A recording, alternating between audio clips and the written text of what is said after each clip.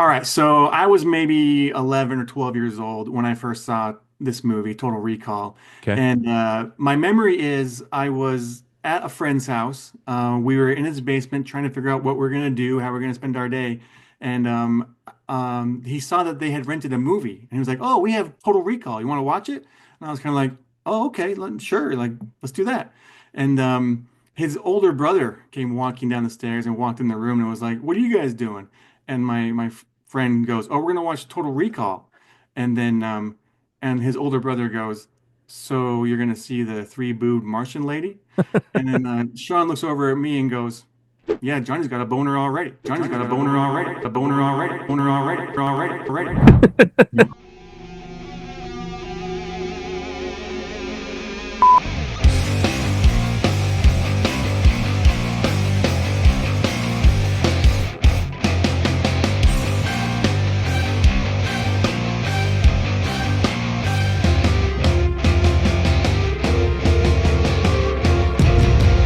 All right, so welcome back to NostalgiaCast. This is a new season. I'm not sure which number it is. I'm five or six, something like that. I don't know. We're getting up there.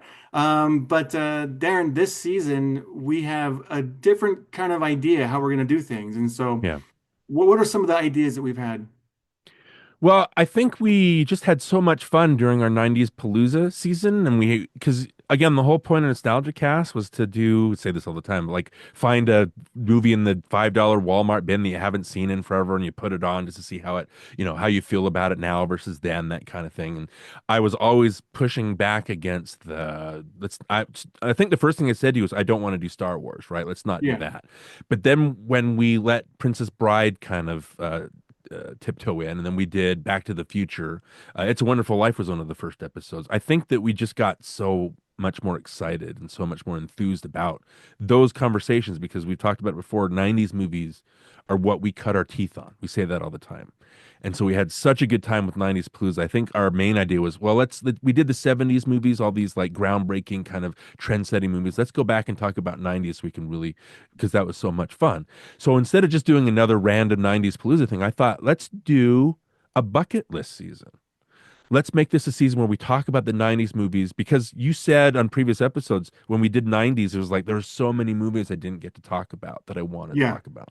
yeah. There were a lot on my list, and it was really hard to whittle it down because like there's so many that I want to talk about, and so that's why I'm so excited to get back together and discuss these ones that didn't quite make it the first time around.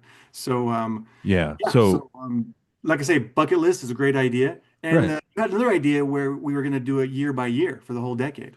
Right. I mean, that was the other thing too, so we can have at least some kind of structure to it, right? So, again, we were just going to do one per year, and even we were like, I can't just do one. There are too many, and even two are too many.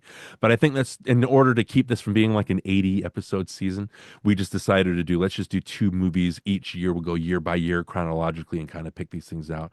Yeah. Again, the great thing about these is these are movies that we've always wanted to talk about as opposed to, trying to be enthused about it or things like that, or not as enthused about one movie as we are about another, that kind of thing. Same thing with our guests. We've already got some great guests lined up, some new guests, some returning guests. And what I did when I reached out to them was because the last 90s season, we gave them a choice of three movies. Then they chose one. And then we're like, whatever one you're most excited to we're most excited to talk about, that's the one that we'll do. So you won't feel too bad picking these three and we just pick one of those. But when I reached out to the guests this season, I was like, what is a bucket list movie out of these movies that we're doing that you've always wanted to talk about? Or is there a movie on this list that you haven't seen that you've always wanted to see? And so you can cross that off your bucket list. So again, it's kind of an all-inclusive kind of thing. I'm really excited about seeing where this goes and the conversations that we're going to have. Yeah, it should be a lot of fun. And man, for our first pick, as you can probably tell, I picked Total Recall Yeah, from 1990, directed by Paul Verhoeven, starring Arnold Schwarzenegger and Sharon Stone. Dean Norris is in there, right. and I know Robert Michael Picardo, Ironside, Robert yeah, Ricardo, right? He yeah, plays Johnny Cab. Great. the cowboy from Inner Space. He's in there. It's Absolutely. awesome. Absolutely. Or his Rachel voice is. Tickerton, Ronnie Cox. Yeah, a lot of good people in the Yeah, movie. it's a pretty good cast. We'll talk about the casting and acting a little bit later. But man, we have to talk about Paul Verhoeven first because, I mean, my first introduction to him was the movie RoboCop. I Hmm. had never seen Flesh and Blood, but which is funny. When when I first told you I hadn't seen Flesh and Blood, the next night it was on TV, and I was like, "Oh, hey, there it is." Oh, So really? like, I watched it or watched part of it anyway, Hmm. or watched what I could stand, and then like as it finally came to the end, I actually said out loud to no one, "Well, that was stupid." Oh, So, but hey, here's the thing about it. I will say this: like he he likes to make movies. You can tell this guy loves making movies, and so I yeah, really respect that. I like watching someone who's passionate about what they're doing. And when you can make a movie as big as RoboCop and Total Recall and, you know, uh, Starship Troopers, it's these really big movies that made an impact. And you can tell he really has a passion for it and he really just goes there. He's not afraid to go there. And so I respect that. And it was kind of the same way with Flesh and Blood, even though it's, I didn't really like it. It was hmm. just stupid. The whole time I was like, why am I watching this? I Huh. guess because it's for research for the podcast. Yeah, yeah. But it was just funny that I ended up seeing it later. But anyway, so what's your experience with Paul Verhoeven? Did you first see Total Recall or RoboCop or what was it? RoboCop was the first. Well, when that came out, I was what, 9 or 10, and that was when say mind-blowing movie. That really blew my mind because it was so violent, and so a 10-year-old sitting there like with again with Keith, he was old enough that we were able to get into these movies, so we are watching. But again, I felt like I was getting away with something because it was Hmm. so violent. It was just I'd never seen anything like that before. But I know when you're 10, you don't process these things in a deeper level, but there's something about RoboCop that just felt different.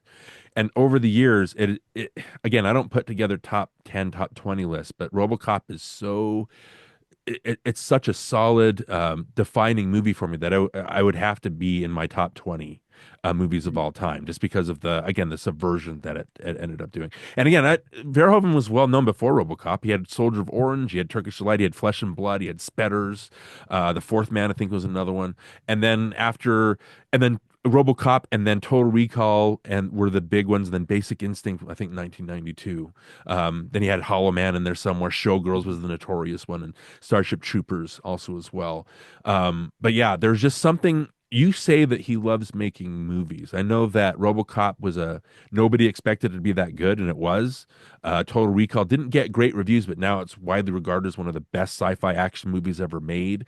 And then Starship Troopers, people thought it was literally about fascism, but it has a lot of fascism in it, but it's poking fun at that. And it's satirizing that whole idea of putting these gorgeous kind of boys and girls, like these Adonis people that would show up in a Leni Riefenstahl Nazi propaganda movie, right? They're in this action movie fighting bugs.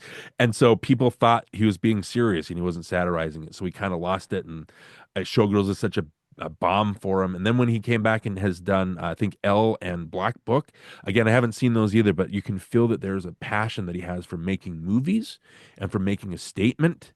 And so I don't know, it definitely comes off that he's a filmmaker that likes what he's doing, even if we don't always jibe with what the stories that he's telling. Yeah, and I would say when I first saw RoboCop, you can kind of tell he was going for the shock factor. Like it was Yeah. very shocking, and I was really young too when I saw it. And I happen to remember like my family watched it the night before, and it was the Uh-huh. next afternoon that I kind of popped it in, and I was kind of in and out of the room as I was watching it. Yeah. And so I walked back in when they were doing when they killed his name's Peter. Murphy. Yeah. Murphy, yeah. Anyway. When they shot his hand off, that shocked me. And then they shoot him in the head, and I was like, this kid seeing this for the first time ever, that's something that graphic, it really did stick with me for a long time. And I was like, wow. It kind of like sparked the whole fascination with like violence in movies and how they did that. Like, how are you able to make it look so real? Like that's Yeah. what I couldn't, process. But anyway, so I respect the fact that he was able to make something, that impactful, I guess. Right. Well, I haven't seen Flesh and Blood. Would you describe it as over the top, like Yeah, way over the RoboCop? top. Okay. Way over the top. He's not a subtle filmmaker, Paul No. Verhoeven, right? But I think and like you said, it's funny watching people watch RoboCop today. I think they've kind of been desensitized to a lot of violence. I wasn't used to that kind of violence. That scene Neither was I. Yeah. where Murphy is killed again, he gets his hand blown off and his arm blown off, and it's sadistic. Like Bodeker's men are just emptying their shotguns into him, and he's screaming, just he's being tortured, right? And Yeah. I think it's the most terrifying scene I've ever seen because just of how horrifying. If you put yourself, first of all, you're not expecting. the hero of the movie to be massacred like that. Yeah. And second of all, it's just so I think it's still the scariest scene I've ever seen. But people have been so desensitized to that kind of thing that it doesn't, when you see Murphy get his hand blown off, I think people have seen that multiple or dozens of times by now. And so when I saw Total Recall in the theater, I was more laughing because again with RoboCop it got the X rating, and so but the thing about that violence is the more violent it gets, the funnier it gets, and so it Mhm. becomes less realistic. You know what I mean? Yeah. So Total Recall is the same. The part where Quaid is using that body and they're shooting the body like from the upper, and he uses the body as a shield, and then he turns it around and then they shoot it from down Yeah. below, and it's like, but you see RoboCop and it's like this is nothing. You know what Yeah. I mean?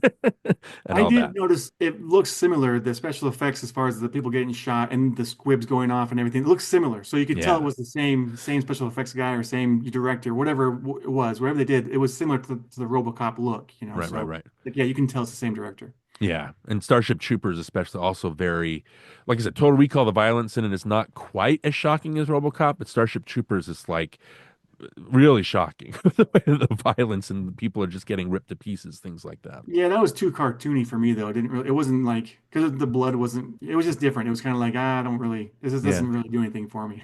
Don't you think that's funny though, that it's so cartoonish and so over the top that people thought it was really a serious take on fascism Yeah. and militarism? Isn't that funny how people are like, oh, this is definitely serious? And it's like you've got these 90210 actors with these perfect faces who can't act themselves out of a paper bag that are being, militarized and brainwashed into serving for their country and stuff like that to kill bugs. You know Yeah. what I mean? So how could you take that at face value and not think that I just think that's really funny. Even Verhoeven's like, I don't know why people took it seriously. I hate fascism. I hate all that stuff. I was poking fun at it, and people thought it was actually like building it up and glorifying that kind of thing. Yeah. Well, let's jump into Total Recall. Okay. So like I said, I saw it really young, and I didn't really understand what I was seeing the first time around. It was kind of Okay. like it didn't really make sense to me. I didn't understand when he was um, in a dream, when he was, I didn't understand how he got to Mars. I didn't understand if it was like if he was, it all didn't make sense when he was Quaid and when he was, the other guy. So it was like I really didn't get what I was watching. It took me, and I didn't really watch it again until just recently. Hmm. So, and after I finished watching it, I turned to my wife and I said, tell me when he's Quaid and when he's not, and and Yeah. she had to kind of explain everything to me because she loved this movie. She's seen it a million times growing Oh, up, and so she knew all the different beats and everything was going to happen. And cool. she was like, "Oh yeah, that happens. Oh yeah, that happens." And then, anyway, for me, it was confusing, and it's still kind of confusing. I mean, I get it better now, but it's Yeah. still I don't really have any desire to watch it because it's so confusing at Interesting. times. Interesting. Well, I know what is it? That's the mystery box way of storytelling that J.J. Abrams is famous for. I think when J.J. Abrams and some recent Disney projects try to do the mystery box, you're avoiding the dramatization that gets us involved. You know, if you know what a character is going through and why they're going through it, that involves you. But if you don't know why they're where they are or what they're doing, and then eventually it explains what they're doing, that's a lot tougher because maybe the explanation it'll lose you. You know what I mean? And so I don't know. Is that how kind of feel about Total That's Recall? probably part of it. Here's the thing, though. I am not opposed to that kind of storytelling and filmmaking. I'm a big fan of Tarantino, as you know, and Guy Ritchie. I like the non-linear, kind of stuff. But I think this movie could have benefited from a chronological. Here's where it starts. Here's where it ends. But anyway, I don't know. I'm just saying, as a young kid, it was so confusing for me that I had no desire to watch it again. So Interesting. it was kind of like, I can do without that movie. But for obviously for our purposes of the podcast, it's a big giant movie of the 90s. It made a huge statement. And so and plus I want to talk about Schwarzenegger. Right. Well, You the know, thing that's funny was that nobody knew this was going to be as big of a hit. You know what I mean? yeah. You had Die Hard 2, you had another 48 Hours, you had Dick Tracy that had come out the week before this. And so nobody thought this was going to be the big blockbuster. But if you look at the top 10 grossing movies of 1990, you've got Home Alone is up there, Ghost is up there, which we covered before. Total Recall is the only one of those summer blockbusters that came in the top 10. I think it finished seventh. It was so popular. And I think this is where Schwarzenegger, he had Predator in 87, obviously. He had Twins in 88. And then this one was just, and this came out the same year as Kindergarten Cop. And then the year after was Terminator 2, where I think that's the apex of Schwarzenegger's career, wouldn't you Yeah, I would think? agree with that. Sure. Yeah. Yeah. So again, what's funny about, again, you don't, like you said, you don't really know what you're processing, right? But like I love the idea, and maybe it was like as a brain blower, that kind of thing. This is based on a story by the author Philip K. Dick, who's a very famous science fiction writer. He, like, again, he wrote Do Androids Dream of Electric Sheep, which is made into Blade Runner. He wrote the story for Minority Report. He wrote the story for the novel for A Scanner Darkly, the Richard Linklater movie that was made, the The animated Man in movie the of High Keanu Reeves. Castle too, right? Man in the High Castle was a series, I believe, on Amazon right now. That's a very interesting and popular novel. I think that was his first big hit, but it's about the Axis forces winning World War II. It's like an alternate history kind of thing. And so everybody lives under Imperial Japanese or Nazi rule in that book. So again, very subversive. His ideas of and again, Total Recall is a short story. It was called We Can Remember It For You Wholesale. My memory of the movie is going to see this in the theater with Keith, and I don't know, we were having a fight or a tiff or something like that. And when it comes up on the screen, like We Can Remember, based on We Can Remember It For You Wholesale by Philip K. Dick, Keith laughed, and I joined in laughing with him. And I think he looked, and I remember him looking over at me and kind of like, "How dare you laugh with me right now? We're in a fight." And so that's my main memory of Total Recall, other than the laughing at the violence. But Philip Yeah. K. Dick, it's interesting that Paul Verhoeven is such a subversive filmmaker, and then Philip K. Dick, who's all about identity, all about alternative futures, all about, and I'm a roundabout way of saying that, yeah, it's the mystery of who Quaid is, but Total Recall, I think, more each time I watch it, and I want to know if you agree with it, it's a movie about identity. It's about what we do that makes us who we are. Like when he's talking to Quado later, Quado's like, what we do is what defines us, right? Like it doesn't matter who you were. It's like what you do now.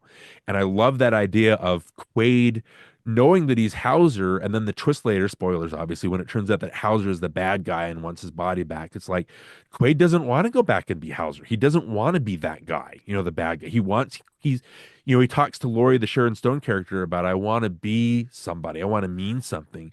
And he is. Like he's a part of something, even though, is it a dream? Is it not a dream? That kind of thing. He's still a part of something. So he decides, I'm going to be Quaid. I'm not going to go back to my old life. Again, I thought that, you're not opposed to that kind of filmmaking. For me, or storytelling, for me, I like that it's really about, it doesn't matter what I did with the past. It doesn't matter how I got here. What matters is what I do right now, like the decisions that I make right now. I think that's a very interesting idea. Yeah. And I will say as far as the overall look of the movie, like I think it was well done. I think a lot of the sets and the production value, what they put into it, it shows they put a lot of effort. It's really well made. I mean, Yeah. you can tell it's a movie, but it's still really well made. Right. And so I appreciate all of that, and I like all that. And so it is entertaining. It's fun to watch. It's definitely not boring. So there's that. It's got that Right. going for it. Right.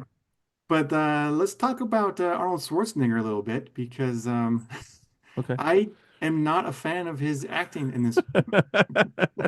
Okay. Why so? I think we've Well, talked about I Schwarzenegger think he's a good before. actor overall. Anyway, I think All he's right. done a couple of good things that we talked about before with T2. He was made for that role. Like he can play the robotic, the Terminator. That's what he's made for. But like putting him in just because he's a big, presence or this muscle bound guy.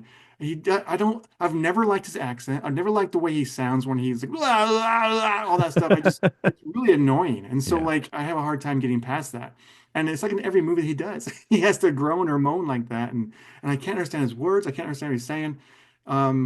Anyway, I'm not a big fan of his. So you told me earlier, we talked about it a little bit, and you told me that they were going to cast Matthew Broderick as the role.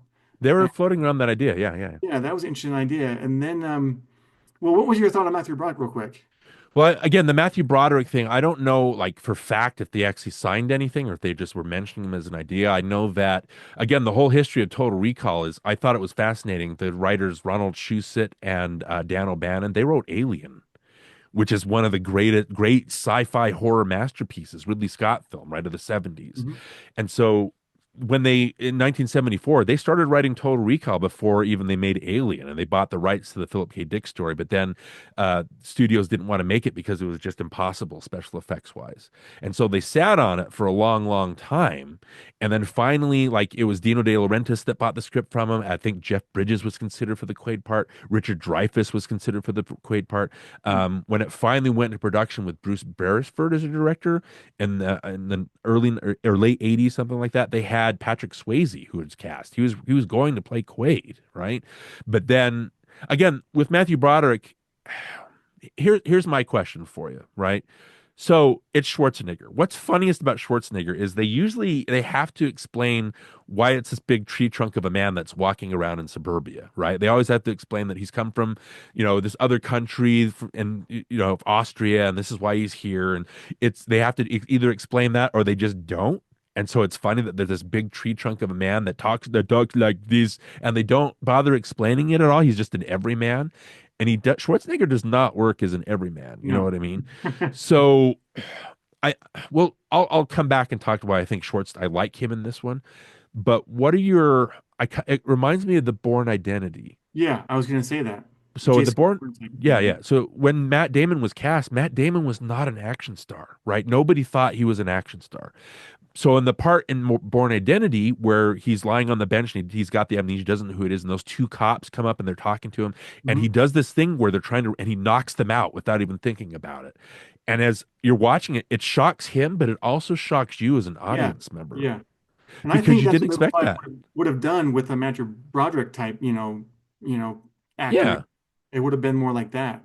yeah, When you mentioned Patrick Swayze, that got me excited because I think he would have brought a whole new depth to the character. Like right. you would have seen the thought process in the acting. You don't see it with Schwarzenegger. I don't know what he's thinking. He tries to show you what he's thinking. He tries to show that he's a good actor, but he's not a good actor. And so it comes across Yeah. really, boring and stale. But a good actor would really make this role, shine. I know they remade it with Colin Farrell. I haven't really watched that one yet. I Oh tried to a no, little no. while ago, and I was like, although I like Colin Farrell as an actor, I think he's a good actor. Yeah. But I just can't do it. But anyway, Patrick Swayze, man, he fits the role. I think he's big enough, but not too big. He Mhm. also, just like I say, has the acting chops to bring that character to life a way that Schwarzenegger couldn't. Right. Like if Patrick Swayze were to play Superman, like you would buy him as Clark Kent, but you'd also buy him as a buff Superman, right? Yeah, Schwarzenegger, you would not buy as Clark Kent. Like you wouldn't no, buy this big tree trunk guy. So the thing about Schwarzenegger, and I think we may have mentioned this in Terminator 2, I think when he started his career, especially the 80s and the 90s, he was very, very smart. I think he knows that he's limited as an actor. He knows that there's only certain things he can do. And so he structured his career around taking and accepting these roles that would showcase like him as a persona. I think he's very smart about that. yeah, Terminator was a Conan the very smart choice. Barbarian, Commando, Right, right, right. All and those things. Again, not things that you look for great acting. I wouldn't look at Conan O'Brien and say, Conan O'Brien.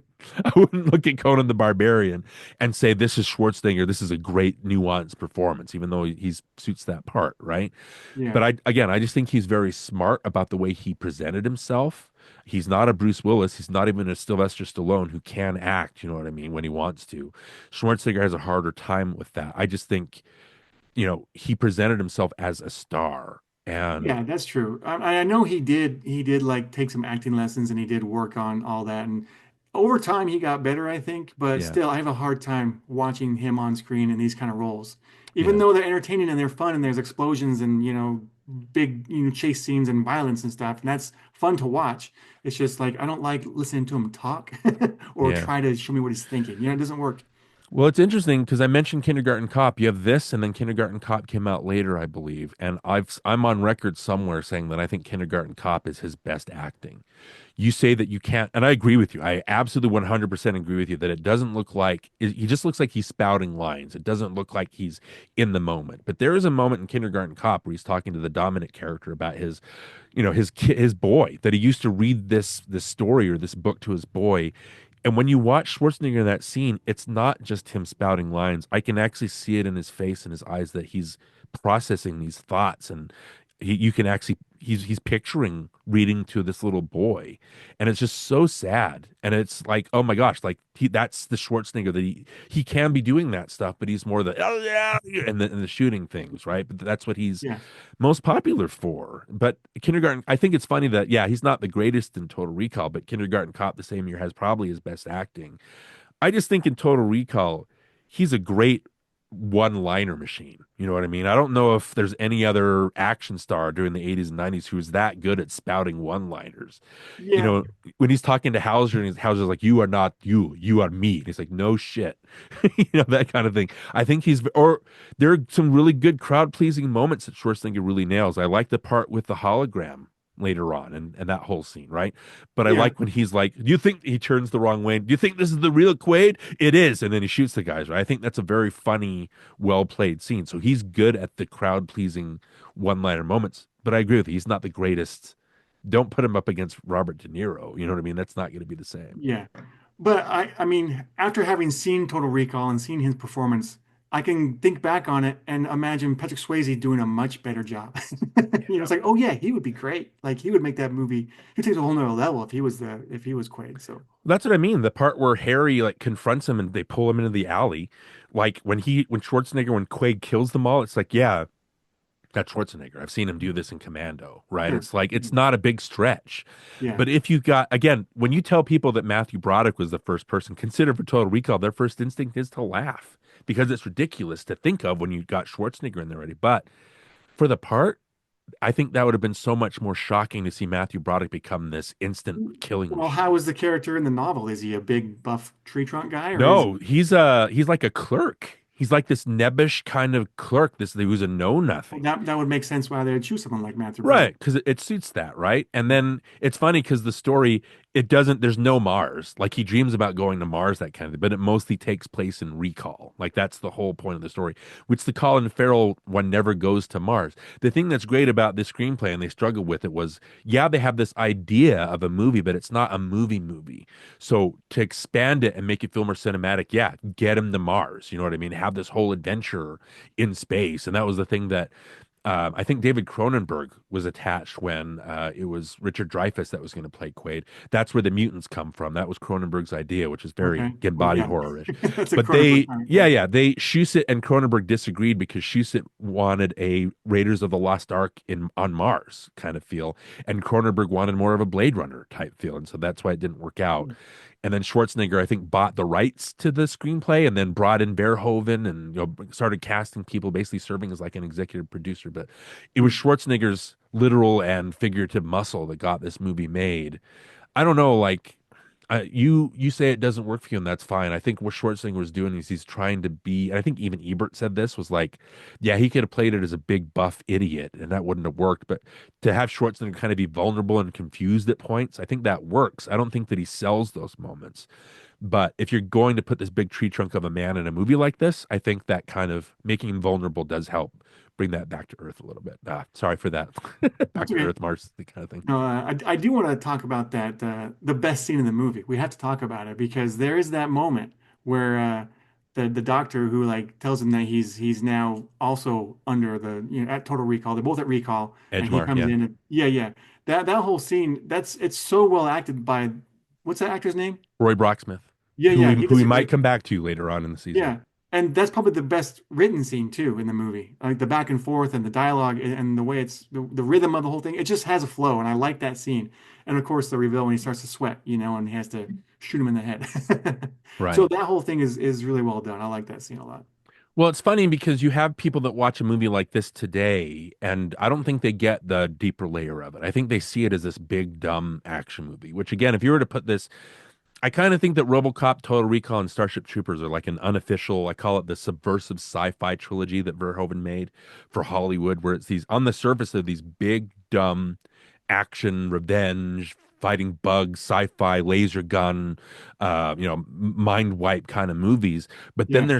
there's some more subversive stuff underneath. And again, when you watch this when you're 12 or 10, you don't pick up on that stuff. That's stuff that he does is interesting to you. You just like that it's Schwarzenegger like have ripping a guy to shreds or shooting people, that kind of And thing, there's a right? lady with three fake boobs coming up Yeah, soon. lady with boobs, right? All that kind of thing. So again, RoboCop is a dumb revenge superhero movie. It has the format of a superhero movie, just like Superman did. It's the same format, right? But it's about capitalism. It's about consumerism. These characters have conversations about what money means and what capital is and that Yeah. kind of stuff.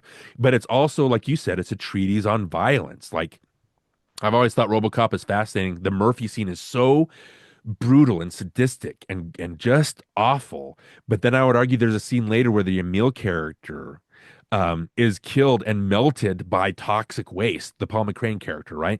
Which is Mhm. arguably you see the flesh melting off of the guy's bones. Like it's arguably more disgusting and disturbing than Murphy's death, but because it's the bad guy, we kind of cheer it on. I think that's Right. fascinating.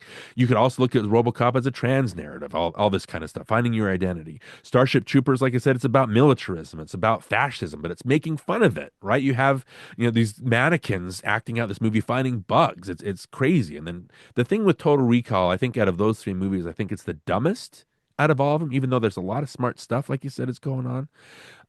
I think, I don't know, what do you think? Schwarzenegger being front and center of this movie, that automatically deducts 50 IQ points from the movie, like when you're watching it, right? Like do you agree with that? Do you think of it as a dumb movie when with Schwarzenegger front and center? Well, I would say you're not looking for the deeper meanings when you're watching a Schwarzenegger movie. You're watching it for the action and for the explosions. You're not watching to try to find some, hidden Right. meaning behind everything. But it is there. I mean, there is the tyranny with what's his name? The oppression, Cohagen, the yeah. oppressed people that, live in this, Colonialism, yeah, imperialism, yeah. like I mean, it's more all there. isms. It's in there if you look for it.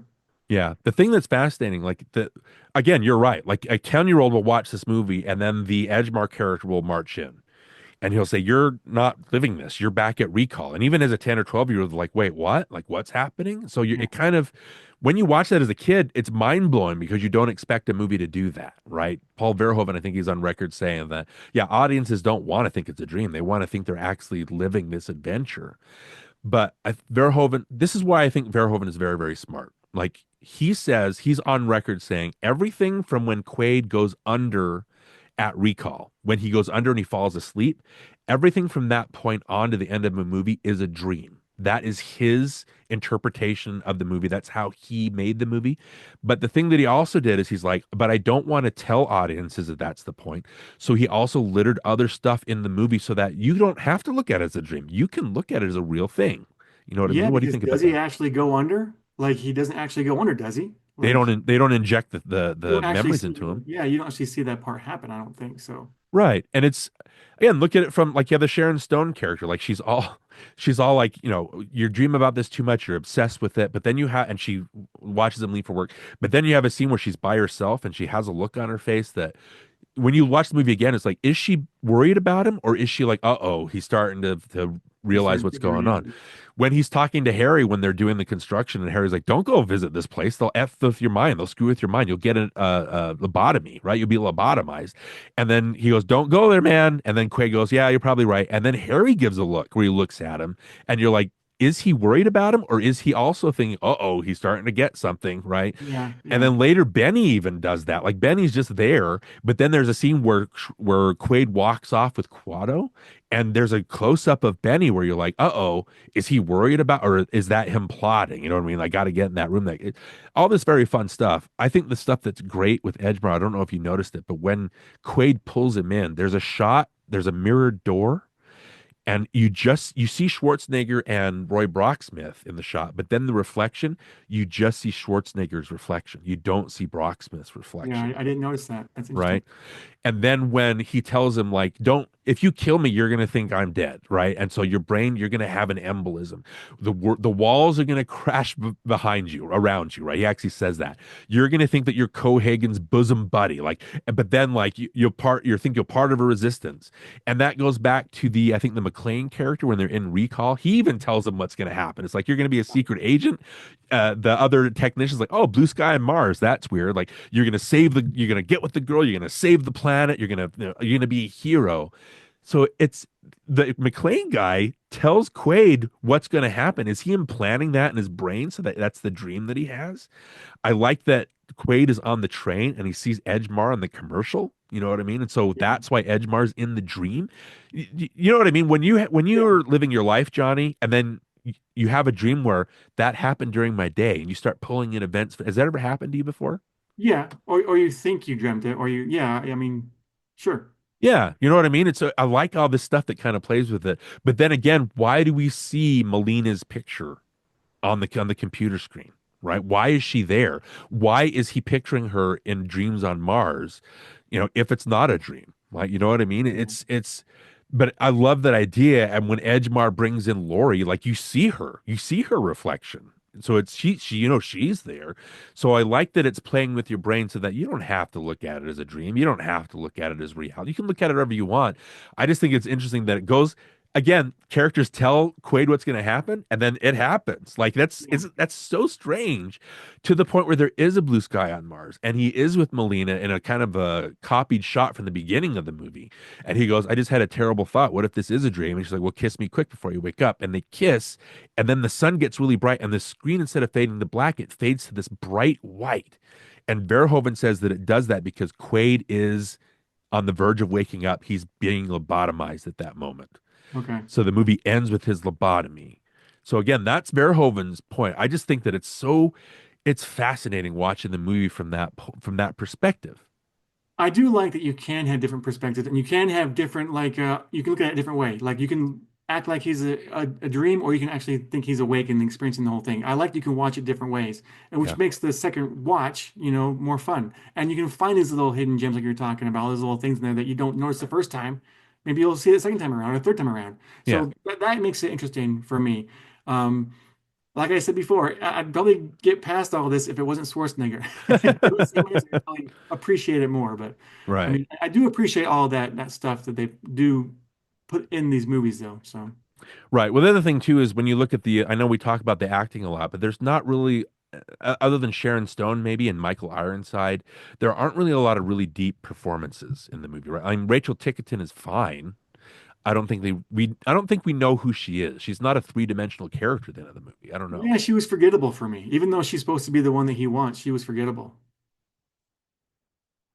Right, but the Lori character is like she's plays both sides, right? She can be Yeah, calm and nice in one moment and sadistic in the next and kicking Quaid in the yeah, balls like multiple times. yeah. The Michael Ironside character, I think, and Ironside was considered for RoboCop. Okay, Before Peter Weller took the part. He was considered for Boddicker, but he didn't want to play somebody so just plain old sadistic. And then for this one, when they gave him the script again, it was like, well, this is an interesting character. I'm kind of like the mad dog. I'm off the leash. I'm kind of almost screwing with my boss's plans because I can't control myself, that kind of yeah, thing. But I think Ironside, his voice is so great. He's such a good villain. And I know that people are like, well, during their fight scene, how is Ironside able to put up, match with Schwarzenegger? But it's like Ironside's a spy. Like he does this for a living. You know what I mean? It's like, why wouldn't he learn how to fight? Like, not everybody that fights is going to be this big, muscly dude. He's going to be this lithe kind of, I don't know, like a snake that kind of slithers in there and is able to fight you. You know what I mean? So yeah, yeah, I thought that's really cool too. Again, there's other than them, I don't know. I like the McClane character. What was the actor's name? Ray Baker. I thought he was very, again, as a car salesman, selling you the idea. I thought he did a very good yeah, job at that. But I don't know. Again, Robert Picardo playing the Johnny Cab. I think that's really funny. He has a lot of funny lines. Like yeah, Quaid's like, shit, shit. I'm not familiar with that address. I think that's really funny, a yeah. lot of that. So I don't know. Yeah, Is there any other actors that stand out to you besides them? I mean, I didn't know who Dean Norris was back when I first saw it, but it's fun to see someone that you come familiar with later on in life in an Yeah. older movie. You go, hey, there's Dean Norris. Right. He's a Breaking Bad guy. Yeah. So that's always fun. I thought he did a good job. I mean, it Right. wasn't anything spectacular, but it was like, it was good enough for the part and for the moment. Yeah. Even though he played it with one eye. Yeah, you're right. Yeah. All that stuff. But overall, I mean, everyone does a pretty good job. I just, like I said, I don't want to keep hashing it, but I feel like Schwarzenegger could just, I could do without him. Yeah. But Interesting. anyway, so let's talk about what else did you want to talk about? I forgot. I think that's everything. Like we covered.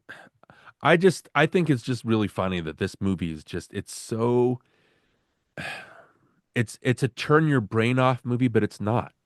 Like you can turn your brain off and have a good time with it, but you can also engage with the ideas and it still works for you. I like that we're talking about ideas and it not just being, I don't know. I like that idea of a movie that's one thing on the surface, but then if you really think about it and really notice some clues, all these clues that we've talked about are not a mistake. They're in there for a Yeah. reason and they play into the theme of the movie. I really Well, like that. like you say, talking about it makes me want to go back and watch it again and be like, let's see if I can find those things that we were talking about. Yeah, yeah. Um, because I may have missed them the first couple times around. Right. But anyway, what about any trivia that you want to bring up? Well, we talked about like the making of the movie, all that. I know that CGI, it was the first use of CGI. They use miniatures, they use blue screens, things like that. But that X-ray part where you see the, the Yeah, skeletons, that was CGI, and that was kind of a mind blower. I always thought it was funny though that in the part where they're chasing Quaid around and you see the gun and they're yelling at him and their mouths don't move. I just think that the CG is so primitive that it's funny that you don't see their mouths moving, even though yeah, they're just like moving around like this, but they're clearly yelling at him. You hear their yeah, dialogue. The part later with there's no other way to explain it. The fat lady, the fat traveler, right? How her face comes off. I think it's sure, funny that he does the thing with the ear and it comes all the way out. I was like, well, where was Schwarzenegger's head? Where was yeah, Quaid's head at that? You know what I mean? yeah, And when the face opens and you can tell it's an animatronic of Schwarzenegger, like, but it's like I don't know. You remember the Terminator, right? You remember how they use the animatronic when he's doing the surgery on his eye and stuff like that. You can tell it's an animatronic in that, but for 84, I've always thought that, wow, that's great for 84. Like I wouldn't how do they make it look like that, even though you can yeah, tell it's fake? I just thought it was funny, like when he's pulling the bug out of his nose and it's the animatronic Schwarzenegger, when he pulls again the mask off, when they're asphyxiating on the planet's yeah. And the eyes surface bug out. and their Yeah, eyes bug out. You can tell it's fake, but again, that's all movies. Like you mentioned before, it feels very movie-ish, and it's fun. It's fun recognizing the ways that they made this movie. yeah. And I don't mind things like that, even though, like you say, you can tell. I don't mind it. I'm willing to forgive those kind of things in these types of movies because it's a movie. Yeah, the magic of movies. Like there's no Yeah, point for me nitpicking it or saying that it's dated anything like that, just because yeah, that's what they had at the time. I just think that's very cool. yeah. I mean, So overall, it's well done. It's entertaining. It's definitely not boring. So if you want a good action-packed, chase, violent, blow 'em up, mayhem type movie, right, I right, mean, this one will definitely deliver that. yeah, So, absolutely. what's next? Okay, well, I thought it was funny because when we were putting together our lists, you mentioned this one, and then I forgot that Robert Picardo was in it.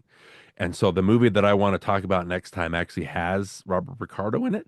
Okay, He was again, you mentioned him as the cowboy in Joe Dante's Inner Space. right. He's Star Trek Voyager again. He's very big and like when you see Robert Ricardo's voice, he's very memorable. I just think it's funny that the movie that I want to talk about next time has him in it.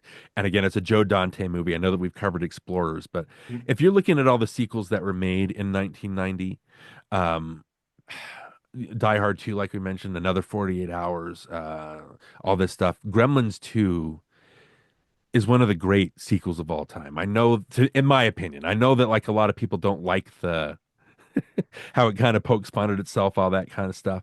But I just like Gremlins as being the anti-sequel. It's such a funny movie. It's not anything what you'd expect. And I remember sitting in the theater watching it, just being like, what am I watching? And why am I having such a great time watching this? So again, I want to save a lot of the fun stuff and fun kind of trivia and ideas. But yeah, let's watch Gremlins 2, the new batch for Yeah, our sounds next good. episode. It's been a long time since I've seen that one, so it'll be fun to revisit that one. Right, right. Okay, well, that'll do it for Total Recall. Until next time, I'm Johnny Craddock, And I'm Darren Lundberg. and blah, blah, blah. My name is not Quaid. There's a bear in mine, I think. All right, no, it's fine.